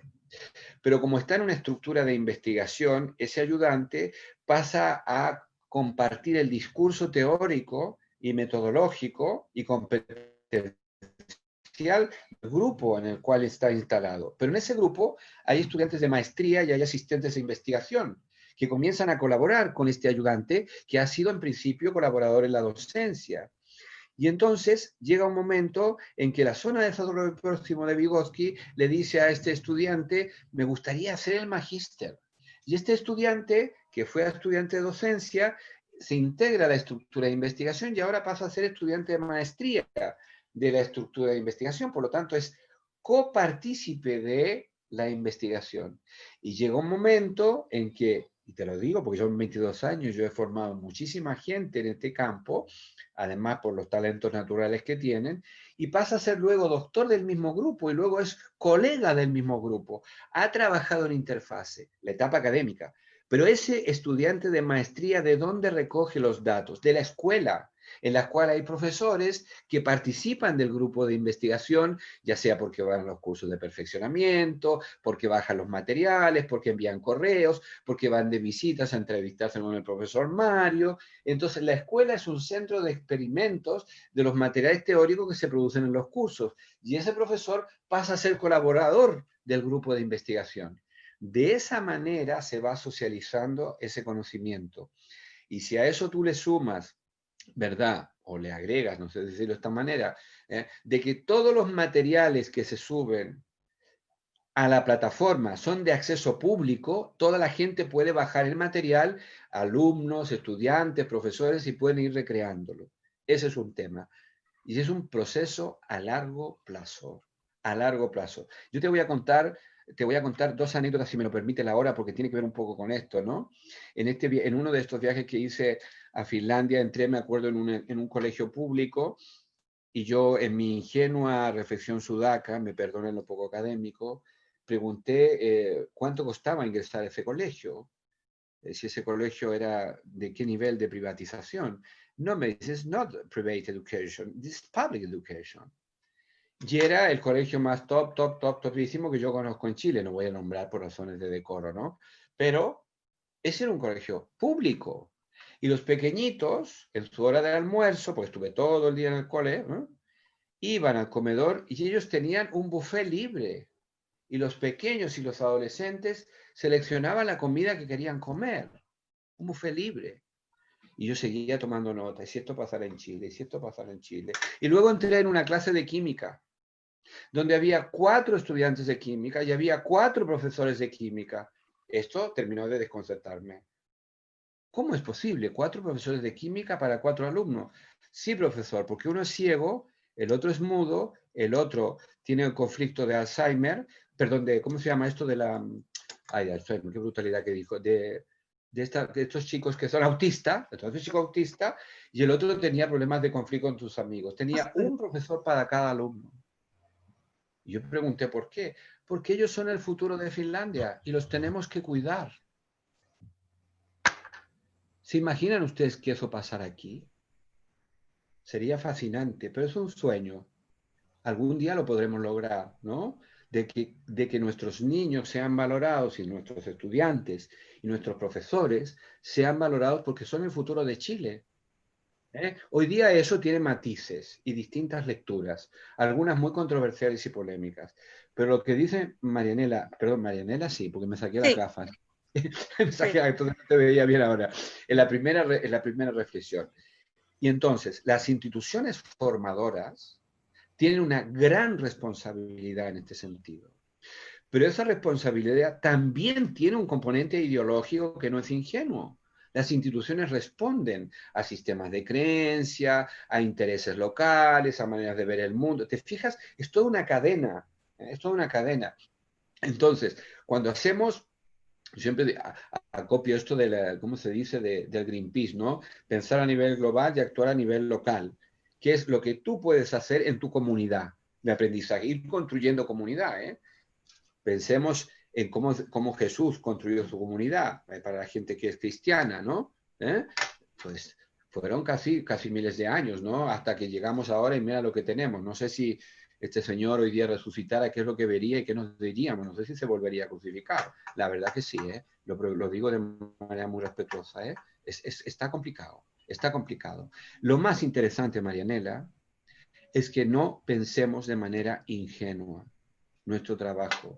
Nosotros tenemos que teorizar sobre nuestras prácticas y hacer que nuestras prácticas nos hagan teorizar. Es de la teoría a la práctica y de la práctica a la teoría. No podemos ir al aula a comprobar lo que nos dice el papel. Y no podemos salir del aula sin una reflexión interesante de las emociones, de los valores, de las actitudes, de lo que nos dijeron nuestros niños, de las preguntas que nos hicieron, de la manera en que vieron el experimento, de la manera en que se comunicaron conmigo. Esa vinculación teoría y práctica es la que nos tiene aprisionados, porque las condiciones y los ambientes, yo creo que en parte lo van a compartir ustedes, en que trabajamos los profesores en Chile, es muy variada y a veces un poco anacrónica. Hay colegas en el sur de Chile que van en lanchas a hacer sus clases o a caballo a hacer sus clases o caminan muchos kilómetros y colegios que todavía no tienen luz eléctrica, ¿eh? Les puedo nombrar unos cuantos. Esa realidad es la realidad, el mundo real. Lo demás es especulación, diríamos. Para todos esos profesores y todos esos niños tenemos que pensar, me parece. ¿Cómo lo hacemos? Pues aquí estamos aportando algo. Gracias, no sé si te respondí, Marianela, o la reflexión no era para responder, más bien para compartir, ¿no? Lo que estabas comentando, ¿verdad? Sí. Bien, profesor, tenemos al profesor Jesús Ernesto de la región de Tarapacá. Uy, mira, justo hablé de Jesús, mira. Sí, lo escuché. Ha sido elocuente. No se preocupe, estoy acostumbrado. Además, profeso practicante católico. Pero bien, el tema es el siguiente, un poco a lo que plantea usted dentro de la exposición, muy grata y muy clarificadora. El currículum nos plantea una cosa ideal en cuanto a qué es lo que se debe ser y qué es lo que se debe hacer. Y está estandarizado a una línea, a una franja de un estudiante tipo. Es un discurso que tengo como muy repetitivo, pero es lo real, lo que veo, lo que observo y lo que he observado en este tiempo. Lamentablemente, somos un país que acostumbra a copiar posturas ideas, ideologías desde fuera, pero no son copiadas, ajustadas a la realidad local. Es lo que planteaba usted también recién. ¿Se han ido dando pasos? Sí, creo, con el tema de la inclusión, primero con el tema de la integración, después con el tema de la inclusión. Yo soy profesor de PIE, del programa de integración escolar. Entonces, uno en la sala de clase observa, ve una gama de universos, de personas, de niños, que no son números, pero un sistema político somos números, como lo planteaba usted ahí, que tenemos que responder en base a números, porque eso nos evalúa para obtener resultados numéricos, para justificar créditos a nivel internacional, para justificar las platas que nos llegan a los distintos colegios, para financiar, para justificar que nos den los aportes necesarios mínimos para poder trabajar, entre comillas, de una manera quizás más digna. No obstante a eso, este universo y la práctica a nosotros nos ha llevado a adaptarnos a esas realidades concretas que vemos día a día en la sala de clase, pero que están limitadas por ese tema, están limitadas por un tema de estructura, de políticas, de paradigma, y ahí entro a que nosotros, esto tiene que partir de uno, un paradigma lo tiene que romper uno en cuanto a cómo ve la visión, es como ir contra la corriente, pero es viable, es viable. O sea, nosotros hemos hecho y participado en actividades donde hemos transversalizado un tema y lo hemos transversalizado a varias asignaturas y hemos logrado ese complemento. También hay muchas barreras que nos ponemos nosotros mismos como docentes, como profesores, el sentirnos invadidos. Uno que va a la sala, que no es jefe, profesor jefe, pero que va a las aulas, la primera barrera con la que se encuentra, paradójicamente, es con la de los colegas. Porque creen que uno va a evaluar, creo que uno va a espiar, creo que uno va a, no sé, pues a hacer cualquier cosa menos a aportar. Uno va a la sala a aportar, a apoyar y a ayudar. Ese es un paradigma que tenemos que sacarnos todos los profesores de jefatura y de asignaturas también. Nos cuesta, es verdad, nos cuesta, porque en la sala, como dicen, nosotros somos, los profesores jefes son los dueños, amos y señores, más allá de que estamos estructurados y estamos encuadrados a una rutina que tenemos que cumplir. Y un poco haciendo alusión a la pregunta que hacía Kitaro Renati y de la forma que usted la respondía, o sea, creo y considero que pasa por un cambio de paradigma personal, de cómo yo me enfrento a la situación y cómo yo me enfoco al proceso de enseñar, con el objeto único de que mi alumno pueda aprender y pueda autovalerse en una sociedad que, neoliberal que es muy crítica, que es muy agresiva. Jesús siempre es inspirador, eso decía mi madre. Jesús siempre es inspirador, ¿eh? Mira, mucho que analizar en tu reflexión. La primera es que nosotros en general, perdónenme que diga nosotros porque yo soy parte de la comunidad de profesores también, ¿no? Soy un profesor con mucho orgullo, ¿eh? Y de una universidad pública, con mucho orgullo, ¿eh?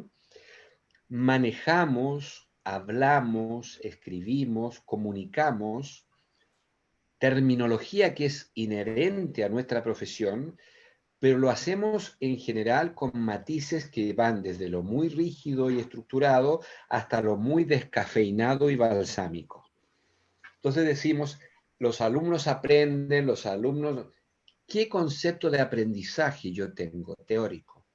¿Cómo estoy entendiendo el aprendizaje? ¿Qué es el aprendizaje?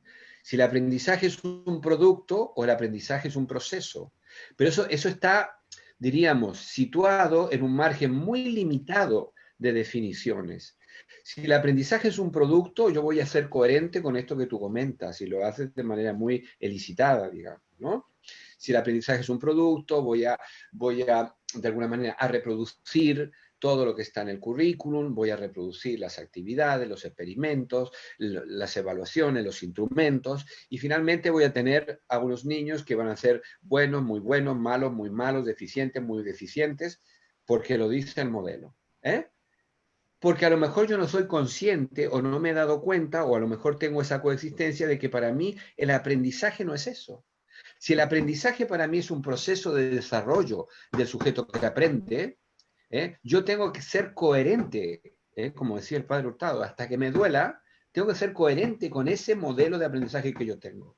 Entonces, aquí viene, querido Jesús, aquí viene la contradicción y la polémica que yo la situé al comienzo de la intervención, que es, ¿verdad?, que si yo tengo un rol asumido, un rol asignado o un rol deseado. Entonces, en general, la expresión que yo más escucho es que lamentablemente tenemos que hacer esto, es que lamentablemente tenemos, es que lamentablemente, es que nos obligan a hacer esto, papá. Bueno, colega, tú naciste para ser obediente toda la vida, para hacer lo que otros quieren que tú hagas, o tú naciste para también intervenir en el mundo y transformarlo. Porque si naciste para hacer lo que otros digan, pues sigue haciéndolo, y el mundo va a pasar y tú vas a pasar por el mundo y no va a cambiar nada. ¿Eh? Pero lo que estamos haciendo, ustedes y yo en particular, es que queremos que las cosas cambien. Y aquí viene otra cosa muy interesante que tú has dicho. Que no sé si, Jesús, te interpreto correctamente los ejemplos, porque hace rato que ya me lo dijiste y probablemente me haya olvidado. Dices, vamos a la sala de profesores o entran mis colegas en la sala, algo así fue lo que comentaste, ¿no? Y me ven con una determinada dinámica, etc. No podemos, ni debemos, ni tenemos, fíjese, tener, poder, deber, otras tres palabritas muy comunes en nuestro discurso, que olvidarnos que todo lo que nosotros comunicamos, ya sea por un lenguaje gestual, multimodal, escrito, verbal, virtual, digital, todo lo que comunicamos está impregnado de emociones y de valores y de historias personales. Nuestro discurso no es neutro. Cuando nos estamos comunicando, y aquí mismo en las preguntas y en este debate preliminar que tenemos, ¿verdad?, hay una emoción que se pone en juego. Hay una ansiedad, una angustia, un temor, un miedo, un fracaso, una frustración. Pero también hay un valor de honestidad, de solidaridad, de responsabilidad, de colaboración, que se pone en juego. ¿Qué sucede con estos sistemas? Que están los valores en disputa. Y esos valores en disputa fueron escritos por Adam Smith en su libro, ¿verdad?, La riqueza de las naciones, en el siglo XVIII, donde en uno de sus capítulos dice claramente, para ser feliz en la vida hay que ser egoísta. Mientras más egoísta tú seas, más felicidad alcanzarás. Esa es, Jesús, me disculpas, la Biblia del capitalismo. Y la Biblia del capitalismo opera con estos valores. Entonces, tenemos hoy día, ¿verdad? No voy a dar ejemplos por decoro, ¿no es cierto? Pero tenemos hoy día en la región, en el mundo, tú lo has dicho, usaste la palabra paradigma, tenemos una tensión entre evitar la muerte y controlar la economía. Esto es, en términos fríos.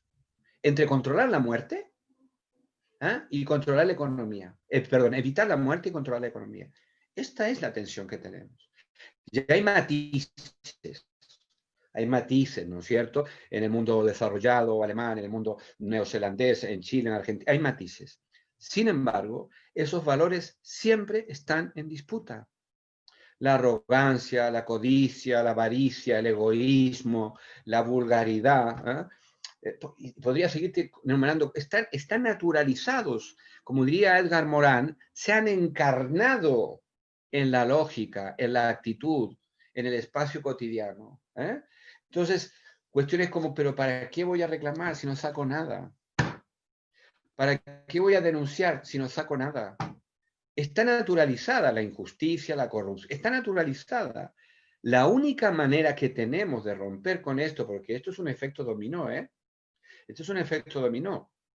Si nosotros queremos que esto cambie, tenemos que cambiar nuestra manera de entender nuestra profesión en el mundo. Y está claro que ustedes lo tienen de alguna manera elicitado, que es el compromiso con la escuela, pero en un discurso no ingenuo. Es un discurso que tiene que estar comprometido con la intervención y la transformación, no solamente con la enseñanza. Si yo le digo a mis alumnos, mira, hoy día vamos a ver la ozonólisis, porque la ozonólisis tiene que ver con la capa de ozono, y vamos a hacer un taller. Mañana, por favor, tráiganme todas las latas desechables que encuentren en la casa. Bueno, si alguno no tiene lata desechable, cómprela, se toma la Coca-Cola y después la transforma en desechable para que hagamos el taller. Estoy en una incoherencia máxima. Porque no sé si se entiende el ejemplo, muy malo, porque es incidental, ¿no? Pero entonces no tengo claridad entre lo que estoy diciendo y lo que estoy, de alguna manera tratando de comunicar. Y lo otro, las verdaderas transformaciones parten por la educación. Discúlpenme si voy a herir alguna susceptibilidad, ¿no? Pero en el año 1973, cuando llegó la dictadura cívico-militar a este país, lo primero que hizo fue intervenir las universidades públicas y eliminar todas las carreras que pudo, y eliminar las lenguas eslavas. Hay mucha gente jovencita aquí en la pantalla que veo, que probablemente no tienen libros de historia, pero los que vivíamos en esa época vivimos ese proceso, y eso marca también un camino. Jesús, tú has hablado de un camino, ¿no? Y ese camino es histórico en nosotros. Si nosotros queremos por ejemplo, el tema de la idea de ciencia y ciudadanía. La ciencia hoy está conectada con la ciudadanía, evidentemente, pero ¿por qué la gente se contagia? ¿Por qué la gente se enferma más de la cuenta? No es solamente por las decisiones acertadas o no de la autoridad, sino que porque hay ignorancia en conceptos de alfabetización científica que son básicos, como la prevención, como, la manera en que se transmiten los gérmenes, como el control del agua, de la higiene pública. Son conocimientos de ciencia y ciudadanía que la gente común que vive en situaciones de limitaciones, de pobreza y de vulnerabilidad, no la saben. Y así podríamos poner muchos ejemplos. Así que me parece muy acertado lo que tú comentas. Y finalmente, ¿verdad? Para que esto sea posible, es importante crear las condiciones y los ambientes para que los estudiantes puedan aprender bien y los profesores podamos enseñar bien. Si no están las condiciones, si no están los ambientes, querido e inspirador Jesús, podremos tener un currículum maravilloso, extraordinario, de ciencia, de ciudadanía, etcétera, etcétera, pero no están las condiciones y los ambientes para que esto sea posible. Entonces, fíjate que voy a decir ahora, lo digo a mis alumnos, una herejía didáctica. Enseñemos lo menos posible, pero enseñémoslo muy bien. Muy bien. ¿Qué significa eso? Que si yo estoy enseñando química, mis alumnos deben saber muy bien lo que es el cambio químico. Deben saber muy bien la noción de sustancia, de elemento, de combustión, que son conceptos vertebradores en la química. Más adelante entenderán la configuración electrónica, no sé, la teoría ácido-base, probablemente en otro concepto, pero esos son conceptos estructurantes. Si yo soy profesor de biología, mis alumnos deben tener clarito el modelo de ser vivo, el modelo de nutrición, el modelo de metabolismo, que son claves para entender la biología. En física, el modelo de partícula. Toda la física se explica con el modelo de partícula, toda. Si mis alumnos no entienden la noción de partícula, podrán aprender electromagnetismo, movimiento rectilíneo uniforme, aceleración, no sé qué, pero no aprendieron física. Entonces, significa que el otro tiempo lo dejas para construir estas secuencias de actividades, estos proyectos de investigación que hacen que las estudiantas, como dice una amiga feminista, las estudiantas y las profas, y los profes y los estudiantes aprendan a pensar con teoría. Si ese es el punto. ¿Por qué hemos tenido, felizmente, en la historia del país, un presidente que fue profesor? Don Pedro Aguirre Cerda, el único presidente que ha sido profesor. Gobernar es educar, decía Pedro Aguirre Cerda, los que hemos estudiado historia de Chile contemporánea. Bueno, y durante su gobierno se masificó la educación pública, se crearon universidades, o sea, un montón de cosas, porque tenía en la cabeza su registro profesional. No vamos a poner más ejemplos por decoro, ¿no? Y porque son temas sensibles, pero ahí hay una reflexión muy potente que hace Jesús, que me lleva a plantear este tema, ¿no? Este tema de las condiciones, de los ambientes, de la vinculación con el medio. Y vuelvo y repito, no somos procesamiento de información en un chip situado en el cerebro o en el hipotálamo. Somos seres humanos con valores, emociones, cultura, registros lingüísticos, experiencias de vida, y todo eso se vierte en la clase.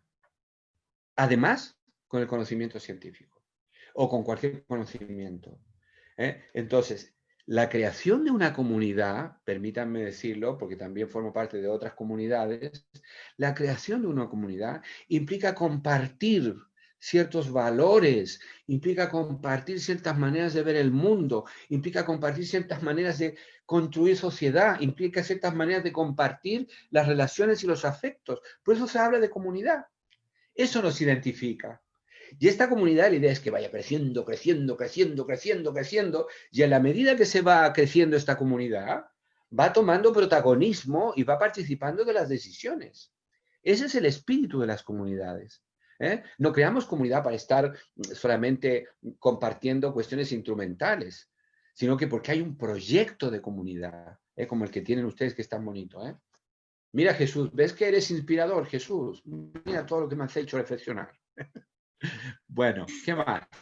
Bien, profesor, le comento que tenemos profesores conectados desde Colombia, no desde me digas. Barcelona.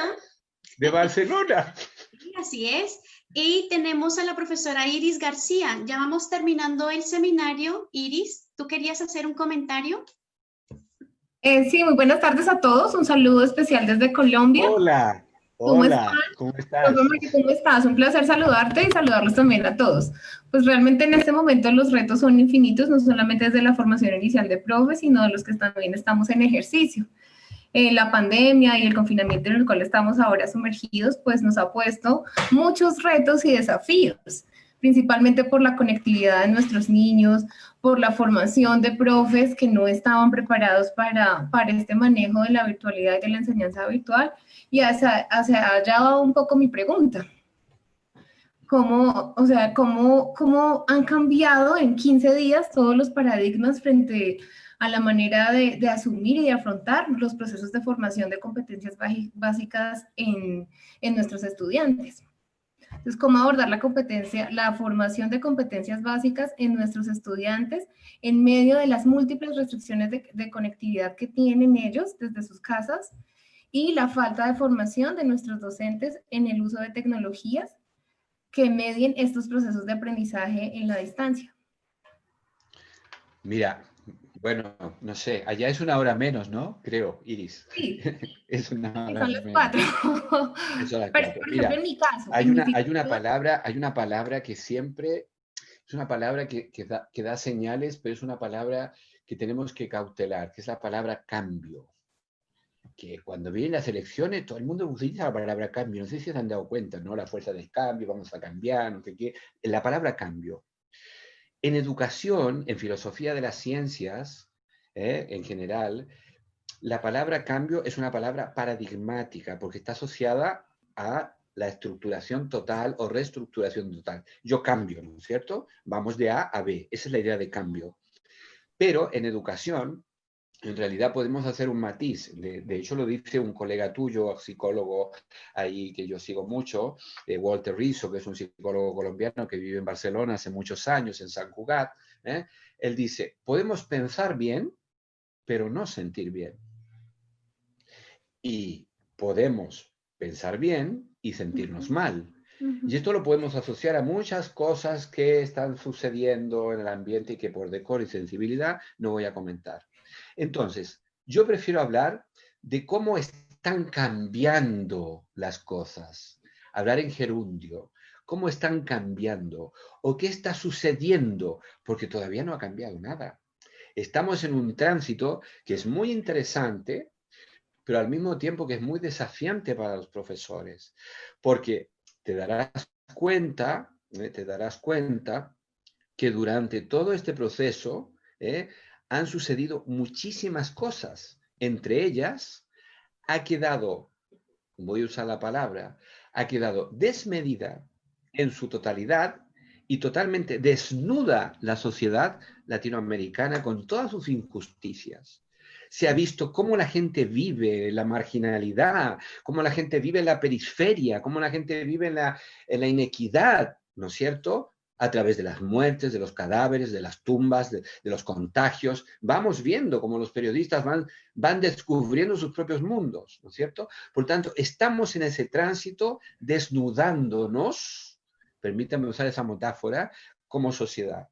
Entonces, hoy día el tema sería, ¿Cuáles son nuestras prioridades como profesores? Que yo tengo muchos profes con los que trabajo durante la semana. ¿Cuáles son nuestras prioridades hoy día? Hacer una reflexión sobre lo que está sucediendo y que eso se transforme también en un espacio para promover competencias. Pero competencias que tengan sentido y valor en las situaciones que estamos viviendo, porque son diferentes a las que hemos estado acostumbrados a comunicarnos con una pantalla, a estar en la medida de lo posible confinados en una casa, en un apartamento, con restricciones, con reglamentos, con condiciones, con ambientes de seguridad, etc.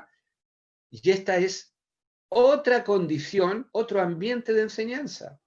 Por lo tanto, utilizando algunas terminologías por ahí de alguna autora mexicana, no recuerdo el nombre ahora, ella habla de que tenemos que aprender a desaprender.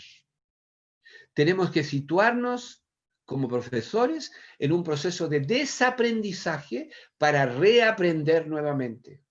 Entonces, más que hablar de cambio, yo hablaría de desaprender, de aprender a desaprender. A ver, ¿qué hacía antes? Pues antes estaba en el aula, Quintanilla se movía para allá, para acá, no sé, ponía un ejemplo, saltaba. Y ahora estoy 3 horas aquí sentado. ¿Qué implica eso? Implica problemas de sedentarismo, problemas de depresión, probablemente problemas de angustia, de ansiedad, etcétera, para los cuales no estábamos preparados. Por eso que Frei Betto dice, estamos aprendiendo en un cambio de época. No estamos en una época de cambios. Vuelvo a recuperar la palabra cambio que dijiste, porque Frei Betto también la ocupa, ¿no? No estamos en una época de cambios. Estamos en un cambio de época. Y ustedes que están ahí en esta pantallita que yo tengo, ¿no? Y yo que estoy al otro lado, somos, guardando las distancias, guardando las condiciones y la historia, somos los Kepler, los Newton, los Curie, los Cervantes, la Santa Teresa de Ávila del siglo XVI y XVII, cuando se produjeron los grandes cambios paradigmáticos, cuando pasamos de una época a otra época, de la época medieval a la época moderna, del Renacimiento, etc. Estamos viviendo, nosotros somos protagonistas y nuestros nietos y bisnietos dirán, mira, mi bisabuelo vivió en una época donde pasó tal cosa y después pasó tal otra. Un cambio de época, lo dijo Jesús. Estamos asistiendo a un cambio de paradigma. Si no aprendemos, queridos colegas, uso la palabra aprendizaje, si no aprendemos a convivir con el mundo y la naturaleza otra manera, después de que esta microscópica entidad, porque no es un ser vivo y no muere, como habitualmente dicen los seres de la televisión, porque el virus no es un ser vivo, es una partícula química, ¿verdad?, que se autoduplica. Cuando pase esto, si seguimos igual, es que no hemos aprendido nada. No hemos aprendido nada. Entonces, la reflexión que hago contigo, Iris, tiene que ver con esto, ¿no? De desaprender y tomar distancia entre nuestras prácticas, nuestra manera de ver el mundo y lo que está padeciendo ahora el mundo. No podemos ser indiferentes a todo lo que vemos, pero tampoco podemos angustiarnos a tal medida que entremos en una depresión y en una paranoia y terminemos suicidándonos, cosa que creo que no va a ocurrir, pero podría ser, ¿no? Así que muy bien por esta idea de cambio. Y la otra palabrita que es jodida en términos figurativos es la idea de progreso. Fíjate, y también, esto siempre son sutilezas que yo les digo a mis estudiantes tan queridos, ¿no? Ojo con el lenguaje. Ojo con el lenguaje. El lenguaje configura y reconfigura la realidad, ¿no es cierto? Y no es ingenuo, y qué bueno que alguien me coloca, los medios de comunicación les falta alfabetización científica. Totalmente de acuerdo, Roberto, totalmente de acuerdo. Aquí hay un temazo. ¿Por qué digo configura y reconfigura realidades? ¿No? Por todos los ejemplos que hemos colocado, pero también porque yo me represento el mundo también a través del lenguaje. O sea, el lenguaje no es neutro.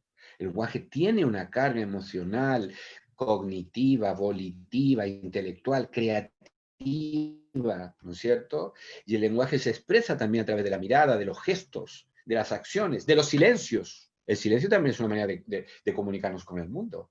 Esto es una paradoja, El silencio, Por ahí hay algunas frases muy elocuentes que hablan del silencio. Entonces, más bien hablar de desarrollo que de cambio y de progreso. Porque el progreso es una palabra muy, a ver, ¿cuál sería la metáfora que usaría yo aquí? Pues no la tengo ahora mismo, pero como que muy engañadora. La idea de progreso es muy engañadora.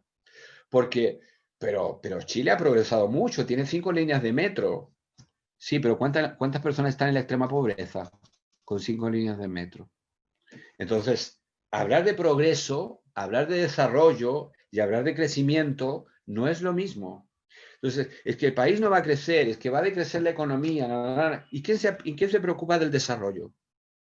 ¿Qué va a pasar con la mente, con el espíritu, con las almas? No sé, para hablar en términos un poquito más espirituales, con la manera de ver el mundo que tiene la gente. ¿Qué va a suceder con esto? ¿Cómo van a estar nuestras escuelas? Si queremos reabrir las escuelas y las vamos a abrir primero en la parte rural, ¿no es cierto? Porque, hay menos alumnos. 40 estudiantes con 2 metros de distancia cada uno. A ver, esto no es un cuento, es la realidad. También Iris la inspiradora. Muchas gracias, Iris. A ti, María, muchas gracias. Pues sí, ha generado mucho desafío. En mi institución, pues la mayoría de niños solamente tienen acceso a través de un teléfono. Son 5 y 6 miembros en la familia y solo tienen acceso a través de WhatsApp. Entonces, pues los retos han sido enormes. Me han llevado a replantear profundamente frente a mi malla curricular y a los planes de aula que tenía, pues creo que mucho de eso en este momento no tiene sentido cuando sus condiciones se han hecho tan evidentes frente a mi clase. Entonces, los retos han sido enormes.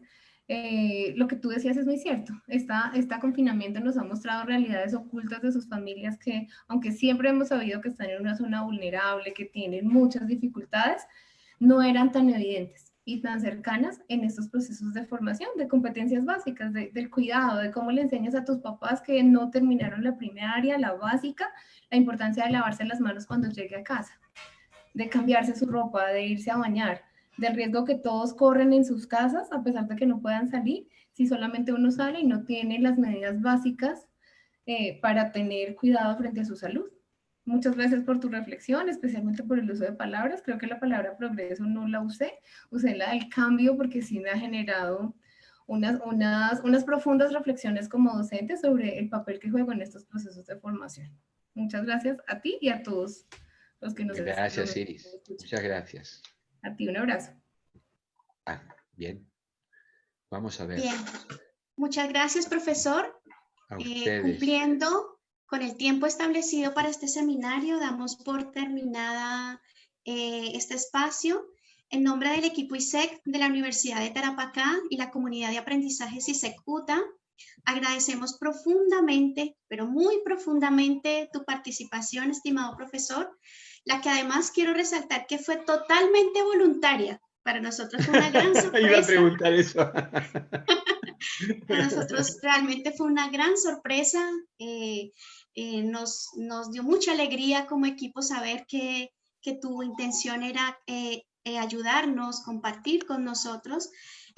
Así que en ese sentido nos sentimos muy honrados y afortunados porque el profesor nos haya brindado este espacio de intercambio y sobre todo de liberación de ideas. Estimado profesor Mario, muy agradecidos y esperamos volver muy pronto a compartir con usted.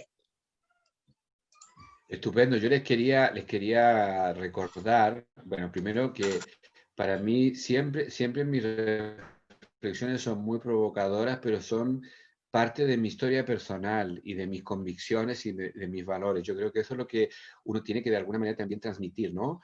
Con el debido respeto y la debida sensibilidad que se merece el público al cual uno se dirige. Pero les invito a que entren a la página de nuestro grupo, descarguen los libros, les pueden ser más útiles unos que otros, pero ahí hay una experiencia acumulada por 20 años y que esperamos que continúe, no sé si 20 años más, pero que continúe un buen tiempo para seguir trabajando y que pueden contar conmigo en la medida de mis limitaciones, que hoy día son de traslado, pero aquí estamos comunicados para lo que deseen y si en el futuro quieren que hagamos algún taller, alguna cosa ya más situada en las actividades, encantado de la vida, cuenten conmigo, ¿eh?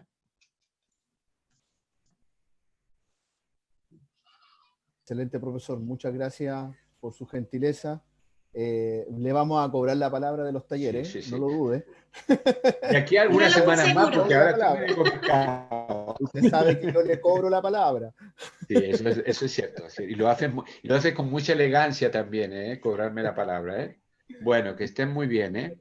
Muchas gracias, profesor. Chao, hasta luego. Adiós. Hasta luego a todos los participantes, muy contentos de que hayan podido estar con nosotros. Un taller más, un seminario más que vamos llevando adelante para poder compartir con ustedes experiencia de otros profesores, experiencia de grandes investigadores y académicos del país y de afuera también. Les agradezco su participación. Estaremos organizando otros seminarios donde esperamos contar con ustedes nuevamente, que estaremos transmitiendo o informando por nuestros canales oficiales. Gracias a todos por su participación.